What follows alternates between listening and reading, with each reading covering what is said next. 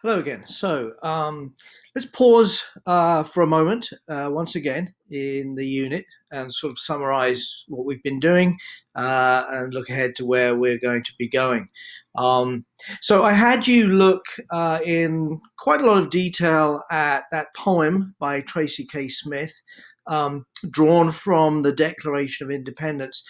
And hopefully you could see in the questions I was asking you, the activities I was asking you to do, I wanted you to think about the relevance of this document, the Declaration of Independence, to the world in which we live today. How is this declaration still relevant to us? And I believe very much the same as Thomas Jefferson, the primary author of the document. I believe a sentiment very similar to his that is expressed on the southeast portico of the Jefferson Memorial in Washington, D.C. He says there, "I am not an advocate for frequent changes in laws and constitutions, but laws and institutions must go hand in hand with the progress of the human mind. As that becomes more developed, more enlightened, as new discoveries are made, new truths discovered, and manners and opinions change with the change of circumstances, institutions must advance also to keep pace with the times. We might as well require a man to wear still the coat which fitted him when a boy, as a civilized society to remain ever under the regimen of their barbarous ancestors." So what Jefferson's getting at here is that we have to evolve. History changes, people progress, we become more enlightened, and our ideas have to shift and adapt. Some of our greatest documents, though, can stand the test of time. They're still relevant to us. And of course, we expect the Constitution, the fundamentals of the Constitution, to still be relevant to us today. And if they're not, we have this wonderful system of amendments by which we can make the Constitution fit us better. As my clothes fit me better, the older and fatter I get. So, the Declaration of Independence is this wonderful document that has evolved over time, that has remained the same in its words over time, and yet its relevance seems to evolve over time with every passing generation, not just in America, but all over the world. The Declaration of Independence has been a document that people still find to be relevant to them and to their lives. And what I want to do with asking you to look at that poem by Tracy K. Smith was to help you think about the ways in which that document is still relevant to you, because I'm going to want you to bring that idea of how relevant you see the document to your final summative assessment.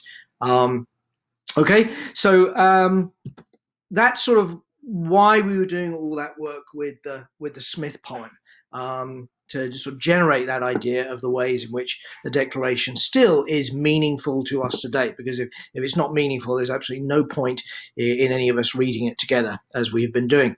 And then most recently, you did some work, your first bit of work with reading. Because one of the things we're doing with this document is I'm teaching you how to read better.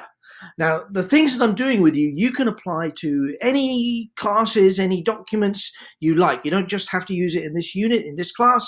You can use it in any class. You can go to college and use these techniques.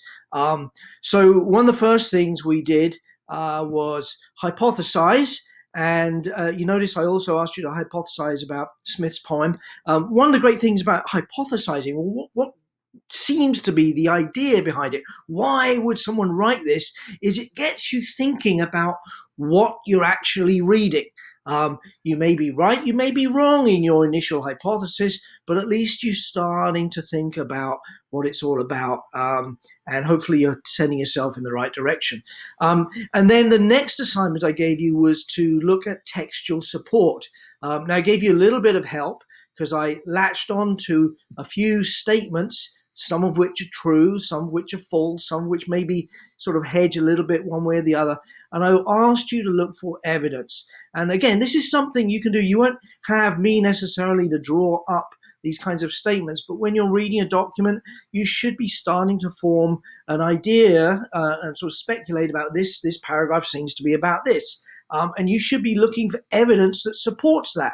And if you look closely at the document and the evidence doesn't support it, then that isn't what the document is saying, and you've got to readjust your idea of what it's saying. So you've now gone through with a little help from me, and you've got sort of some idea, because you're using evidence, of which of these statements are true or not true about the Declaration of Independence.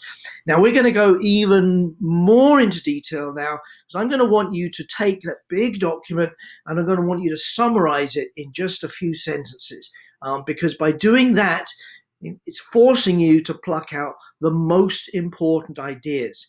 And that way you can kind of get the skeleton of the core argument. And that'll help you both understand the argument by ridding it of all the extra details and focusing on the main ideas. And you can do this in reverse when you're writing an essay, pinning down your main ideas and the skeleton of your essay and then fleshing it out with the supporting ideas.